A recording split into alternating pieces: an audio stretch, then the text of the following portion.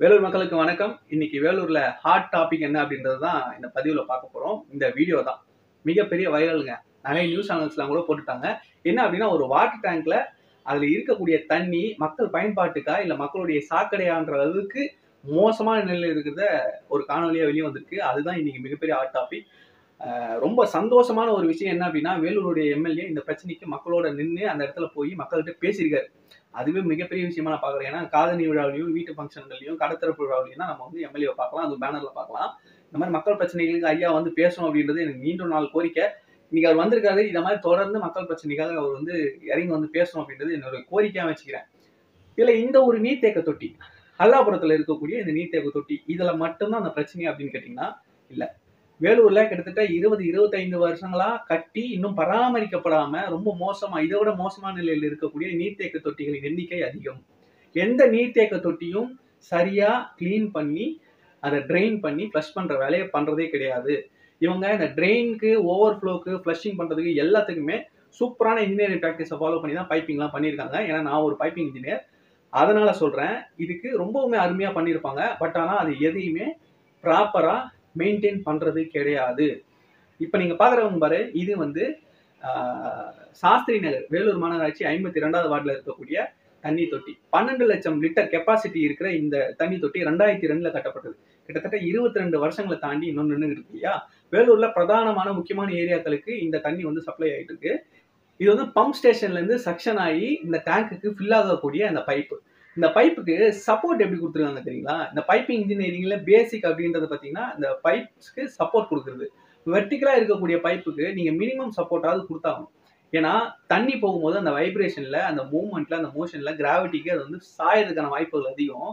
இங்க என்ன பண்ணியிருக்காங்க அப்படின்னா, நம்ம ஆட்கள் கல்லணை கட்டினவங்க எங்க நம்ம கரிகால சோழன் காலத்துல கல்லணை கட்டின இன்ஜினியர்ஸ் இருக்கக்கூடிய நம்ம ஊர்ல என்ன பண்ணிருக்காங்கன்னா, ஒரு மிகப்பெரிய ஒரு கயிறை கீழே இருந்து பைப்ல ஒரு பிளாஞ்சில கட்டி அதை இழுத்துட்டு வந்து இந்த டேங்க் மேல ஒரு கூண்டு வச்சிருப்பாங்க தெரியுங்களா, வென்டிலேஷனுக்காக. அந்த கூண்டு சிமெண்ட் கூண்டுல வந்து கட்டி வச்சிருந்தாங்க. அந்த கயிறும் வெயில்ல மக்கி போய் அருந்து தொங்குறதுதான் நீங்க வந்து இந்த வீடியோல பாத்துக்கிட்டு இருக்கீங்க. இது இந்த சாஸ்திரி நகர்ல இருக்கக்கூடிய டேங்கோட எவ்வளவு இல்லை. இது ரொம்ப நாள் ஆச்சு. நான் எடுத்து பல பதிவுகள் நான் இதுக்கு முன்னாடியே பண்ணியிருக்கேன். இந்த டேங்க் எல்லாம் கிளீனே பண்றது இல்லை. இந்த டேங்க் எல்லாம் பராமரிப்பே கிடையாது. இந்த பைப்பு ஏதோ ஒரு இடத்துல பிளாஞ்ச் ஃபெயிலியர் ஆகி இல்ல போட் நட் ஃபெயிலியர் ஆகி விழுந்தது அப்படின்னா சத்தியமா குறைஞ்சது 4 பேர் உயிரே எடுத்துரும். 50ல இருந்து 60 மீட்டர் ஹைட் இருக்கக்கூடிய இந்த டேங்கோடைய பைப்ஸ் ஒரு சப்போர்ட் கூட இல்லாம நிக்கிறது அப்படின்றது மிகப்பெரிய ஆபத்தான ஒரு விஷயம். இது ஒரு ஒஸ்ட் இன்ஜினியரிங் பிராக்டிஸ். இதை கண்டுக்கிறதுக்கே ஆள் இல்லை முதல்ல, சரிங்களா? ஸோ இதற்கு அப்புறம் வந்து இன்னொரு முக்கியமான விஷயம் பார்த்தீங்கன்னா, இதை வந்து கிளீன் பண்ணதே கிடையாது வரைக்கும். 22 வருஷத்துல இது உள்ள நீங்க இறங்குனீங்க அப்படின்னா முட்டி கால அளவுக்கு சேறு அப்படியே இருக்கும். இன்னொன்னு, இதுக்கு வந்து சிமெண்ட்ல வந்து ஏணி மாதிரி கட்டியிருப்பாங்க. அந்த ஏணில இறங்குனீங்க அப்படின்னா அந்த ஏணில ஃபுல்லா ப்ளீச்சிங் பவுடர் அப்படியே படிஞ்சிருக்கும்.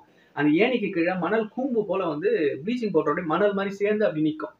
ஏன் அப்படின்னா, இந்த தண்ணியை கிளீன் பண்றதுக்கு ப்ளீச்சிங் பவுடரை மூட்டை மூட்டையா வந்து கொட்டுவாங்க. எப்போன்னா, அதுவும் ரொம்ப நாளுக்கு முன்னாடி தான். நான் வந்து பள்ளி பருவத்தில் இருக்கும்போது இந்த கிளீனிங்ன்ற பேர்ல எப்போவாவது வருஷத்துல 2 முறையோ எப்போவாவது வந்து ஒரு மூட்டை ப்ளீச்சிங் பவுடர் வந்து கஷ்டப்பட்டு அந்த மனுஷன் தூக்கிட்டு போவார். யாருன்னா அந்த வால்வை திருப்பக்கூடிய அந்த ஒருத்தர் வருவார் சைக்கிள்ல. அவரு கஷ்டப்பட்டு டேங்க் மேல வரையும் தூக்கிட்டு போய் அந்த இரும்பு டோரை தூக்கிட்டு அந்த ஏணி மேலேயே வந்து கொட்டிடுவார் மூட்டை ஃபுல்லா. அது பரவலாவும் போவாது, எங்கேயும் போவாது, அங்கேயே வந்து சுத்திட்டு இருக்கும். அப்புறம் அந்த பைப்ல இருந்து தண்ணி ஊத்தும் இல்லையா, அந்த இடத்துல கொட்டி விட்டுருவாங்க. இது வேற எங்கேயும் போவாது, அங்கேயே சுத்திக்கிட்டு இருக்கும். இது எப்படி கிளீனிங் ஆகும்? இந்த மாதிரி அசுத்தமான நிலை அப்படின்றது வேலூர்ல இருக்கக்கூடிய எல்லா நீர்த்தேக்க தொட்டிகள்லயும் இருக்கு. இப்போ கூட ரீசெண்டா ஒரு நீர்த்தேக்க தொட்டியில, மக்கள் பயன்படுத்தக்கூடிய நீர்த்தேக்க தொட்டியில மனித மலத்தை கலந்துட்டாங்கன்னு ஒரு மிகப்பெரிய பிரச்சனை நம்ம வந்து பேசிக்கிட்டு இருக்கோம் இல்லையா? அதை விட மோசமான நிலையில தான் இந்த தண்ணி எல்லாம் இருக்கு. இந்த தண்ணி அப்படின்றது பல இந்த வேலூர் மாநகர மக்களுக்கு இன்னமும் நீராதாரமா இருக்கு. சமைக்கிறது, குடிக்கிறது எல்லாமே இந்த தண்ணியை பயன்படுத்தி தான்.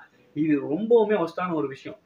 இந்த நீர்த்தேக்க தொட்டி ஏதோ அல்லாபுரத்துல ஒரு செய்தியை பார்த்தோம், அந்த ஒரு தேக்கத்தை, அந்த தொட்டியை மட்டும் ஆய்வு பண்ணிட்டு விட்டுட்டோம்னு இல்லாம, இந்த மாதிரி தொடர்ந்து இருக்கக்கூடிய எல்லா நீர்த்தேக்க தொட்டிகளையும் பார்வையிட்டு ஆய்வு செஞ்சு அதை பராமரிக்கிறதுக்கான ஆவணம் செய்யணும்ட்டு வேலூர் மாநகராட்சிக்கு இந்த காணொலி மூலமா தாழ்மையான வேண்டுகோள் வச்சுக்கிறேன்.